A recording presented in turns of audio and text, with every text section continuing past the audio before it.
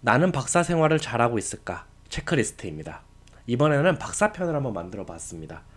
물론 연구실마다 다르고 사람마다 상황이 다르지만 제가 봤을 때 이게 공통적으로 이런 식으로 진행이 잘 되고 있는지를 체크해보는 그런 요소들을 한번 뽑아봤습니다.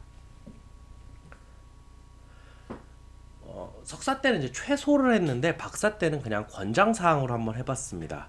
일단은 커리큘럼을 8학기를 기준으로 해볼게요. 4년에서 5년이라고 박사를 쳤을 때 6학기 내에서는 커리큘럼이 다 끝내 있는 게 좋습니다. 나머지는 이제 연구, 졸업에 좀 집중을 해야 되기 때문에 끝났으면 좋고요. 박사 종합시험을 수료하였다.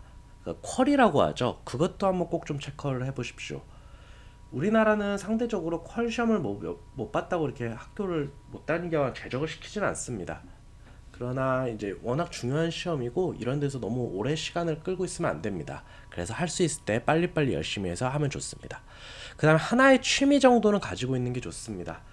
이제 중간에 건강상의 이유로 그만두거나 이런 분들을 보면은 보통 스트레스, 자기를 풀어줄 스트레스 해소용의 뭔가 없습니다. 운동도 괜찮고요, 취미도 괜찮고, 뭐 연애도 괜찮고요. 뭔가가 내가 일주일 동안을 잘 버틸 수 있는 또 긴 시간을 버틸 수 있는 무언가가 있으면 좋을 것 같습니다.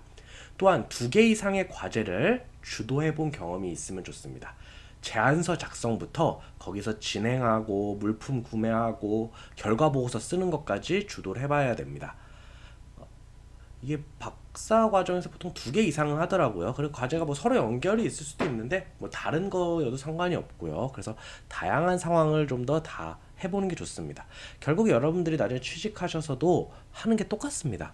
어딜 가든 똑같은 이 일을 하는 거기 때문에 지금 박사 때 꼭 좀 해보셨으면 좋겠습니다.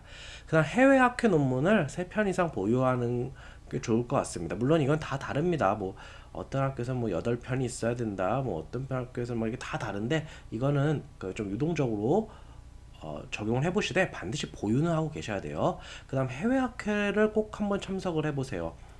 그래서 이제 외국 사람들하고도 많이 만나보고 좀 머리도 이렇게 리프레시 해보고 또 연구자로서의 마음가짐 다시 하고 미래도 설계해보고 이런 시간이 됐으면 좋겠습니다. 그 다음에 해외 저널을 이제 2편 이상 보유하는 게 좋습니다.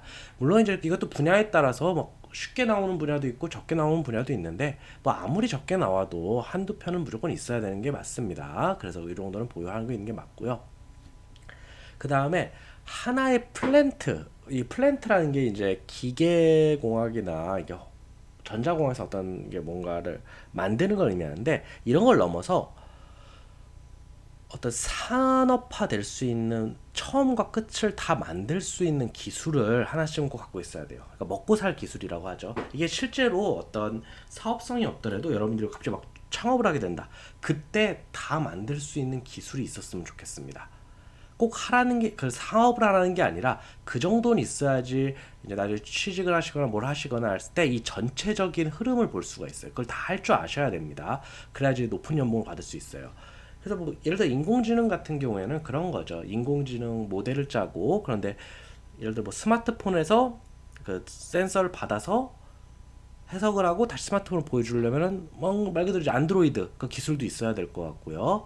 이런 거 통신을 연결시킬 수도 있어야 되고 인공지능도 짤 줄 알아야 됩니다. 뭐 이렇게 처음부터 구매부터 시작품 꼭 팔리진 않더라도 어떤 물품을 만들 수 있는 그런 게 있어야 됩니다. 여기엔 당연히 기술 구현뿐만이 아니라 구매 과정 어떤 게 좋다 이런 노하우도 있어야겠죠.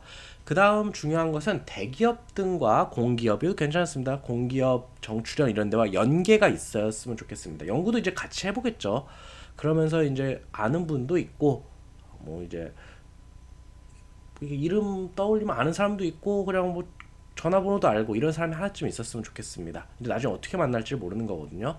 그 다음에 중소기업 임원들, 그러니까 높은 급들과도 연계가 있으면 좋습니다. 뭐 거기를 가라는 얘기가 아니라 나중에 여러분들이 공기업이나 이제 어느 기업이랑 마찬가지죠. 그리고 한번 교수가 되셨을 때도 과제 같은 걸 할 때 보통 기업이랑 같이 하게 됩니다.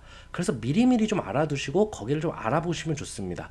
정말 도움을 받을 수 있고 이제 서로 윈윈입니다. 여기서도 과제를 딸 수도 있고 기술을 제공해 줄 수도 있고 서로 또 신뢰가 쌓이기 때문에 이런 꼭 커넥션은 있었으면 좋겠습니다.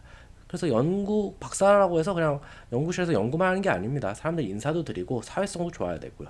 당연히 졸업 준비 잘 이루어지고 있어야 됩니다. 프로포절, 그러니까 내 연구 어떤 계획을 발표하는 시간하고 디펜스, 내 졸업 연구들을 다시 발표해서 인정받는 그런 것도 잘 준비가 되고 있어야 됩니다.